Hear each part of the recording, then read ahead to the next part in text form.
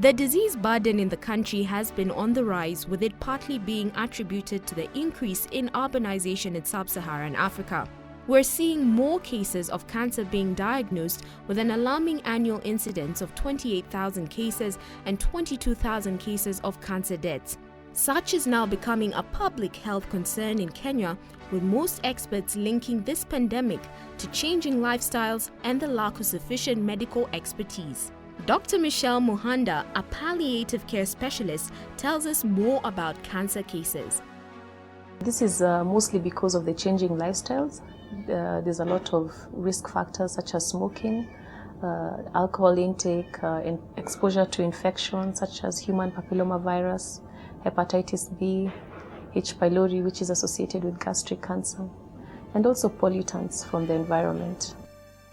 Cancer patients in Kenya face many challenges in treatment and management of this disease, as it is expensive due to the intensive procedures required for advanced cancer cases.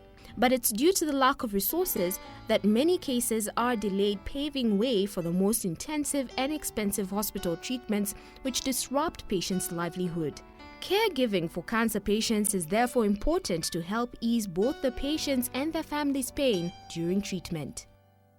Cancer treatment involves a lot of management. First is the chemotherapy and the surgical management, and also the radiotherapy, but also you need palliative care. And palliative care is an approach that aims to improve the quality of life of patients and their families facing life-threatening illness through relief of symptoms such as pain, psychological symptoms, and spiritual problems. Palliative care is not only needed for people who have cancer, but for anybody who has been diagnosed with a terminal illness, though this type of care is not very common in Kenya.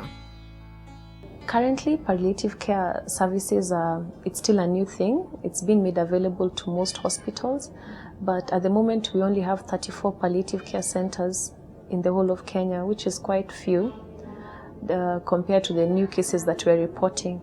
So there's still room for more centers to open, and also for our healthcare professionals. Most of them are not aware that patients need palliative care. So we still need to encourage them to send their patients to access palliative care. And even for the patients, not many patients who face terminal illnesses know that they need palliative care. Palliative care is appropriate at any age and any stage of illness, including children who also receive pediatric palliative care. It should start as soon as the diagnosis has been given and not after treatment, as is commonly believed. We provide support mainly of their symptoms they may be facing. Most patients who have cancer come in pain. Others come dehydrated, others come with dirty wounds. So we try to relieve their symptoms and make sure that they are as comfortable as possible. We also give them psychological support. We do counseling to the patients and their families as they cope with the disease. This is to help them cope. It also empowers them. It also gives them knowledge and understanding about their illness, because some of them have just been told that you have cancer, and that is it, and they don't know how to deal with it, how to go back to work, how to run their daily life with cancer. So we give them a lot of psychological support and social support. In our team as hospice, we also have a social worker who assesses the social needs of the patients and helps them cope. And the most important, again, is spiritual support. We try to encourage the patient to get support from whatever belief they might have. Palliative care has many benefits to the family and the person receiving it. Palliative care has a lot of benefits. The most important is you have an improved quality of life. You're more empowered to face your illness. You're comfortable. You can carry out your normal activities. And also, it also helps your last days not to be the lost days, but also to be days that are worthwhile. And that's why our motto is to put life in those days, not to spend your last days suffering. So it really helps in improving your quality of life. But you may sort of link them with organizations that are willing to help them and support them. They also benefit from drugs, and which are at a subsidized cost, and other materials that they may need. And usually, if they're not able to pay, we still give them medicine. Anyone can give palliative care, either from hospital or home-based care, depending on the severity of the illness. Palliative care services can be offered by anyone, healthcare providers, and also people who are non-healthcare providers.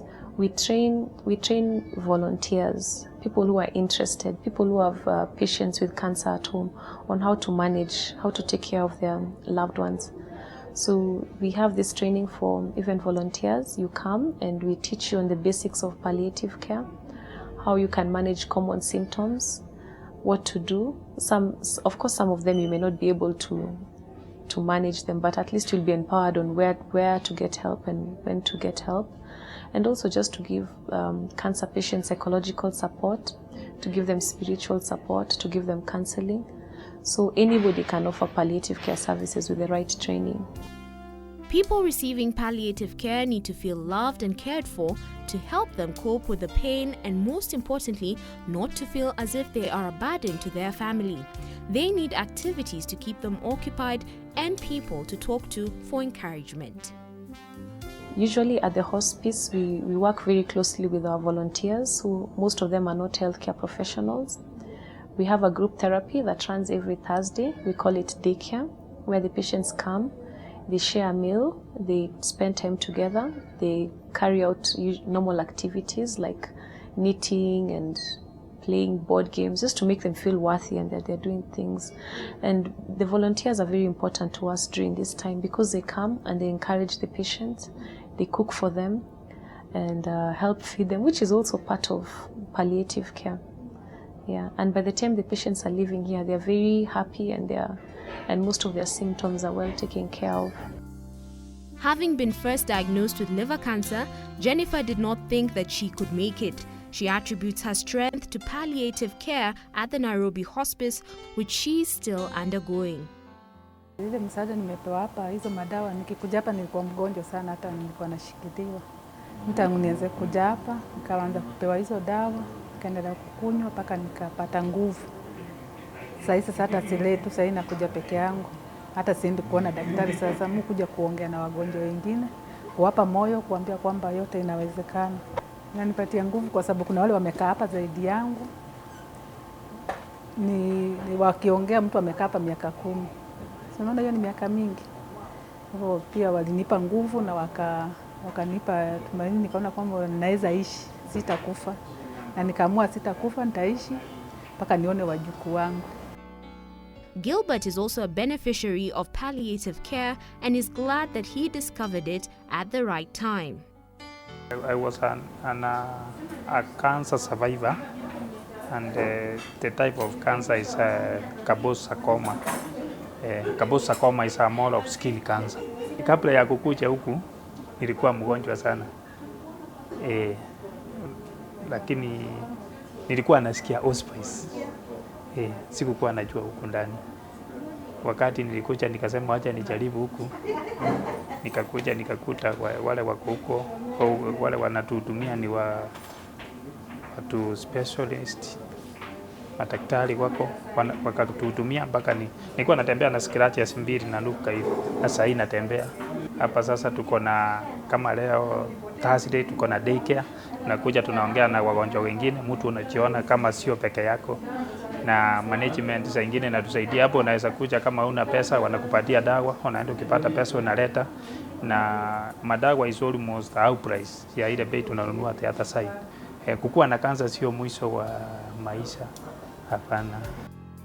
It is the hope of palliative care providers that their care will gain popularity to help save even more lives and enable those in pain to cherish their last moments. We do a lot of awareness, and we hope that one day palliative care services will be known. The patients will know that it's their right to have palliative care services. The healthcare professionals will know that it's their right for every patient to receive that. And also just for the patient themselves to be able to get that support and help them live comfortably with cancer. It doesn't mean that if you have cancer, it's the end of the world. You can still live with cancer and get a lot of support. Yeah, and be able to cope and go around your normal activities. Yeah, so we do hope that in future, palliative care will be accessible to many more people. than the ones who are already receiving it. There is hope for cancer treatment and care for people with terminal illnesses if only all involved would join in the fight. The government and other stakeholders should come together and help stop this pandemic that is slowly eating into the lives of our loved ones.